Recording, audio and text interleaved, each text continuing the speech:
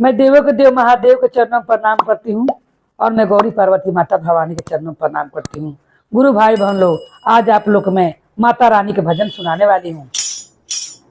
पूर्व से फूट गए लल की किरनिया, पूर्व से फूट गए लल की किरनिया, लाले लाले चुंदरी रंगवले मलिनिया, गुजे लागल पंडित जी के शंख के शोर, मैया जाग हो जाग की होई गईले भोर, मैया जाग हो जाग की होई गईले भोर।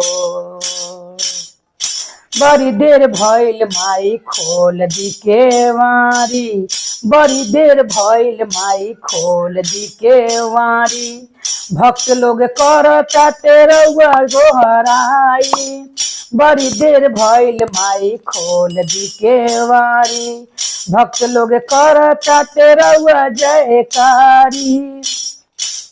दूध लेके खार बाटे कबे से गोवालेवा, फूल लेके खार बारी कबे से मलिनिया, भक्तन के भीड़ भइल भारी अपार, मैया जाग हो जाग की होई गईले भोर, मैया जाग हो जाग की होई गईले भोर। पूर्व से फूट गईले लल की किरनिया, लाले लाले चुनरी रंगवले मलिनिया, गुजे लागल पंडित जी के शंख के शोर, मैया जाग हो जाग की होई गईले भोर, मैया जाग हो जाग की होई गईले भोर।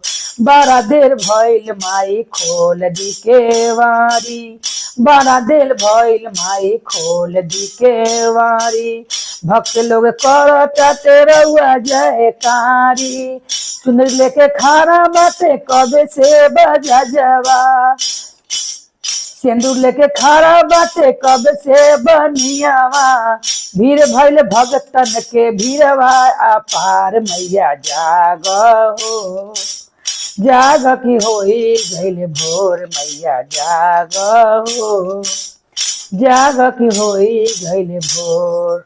माता रानी भवानी की जय, भैरव भैया की जय।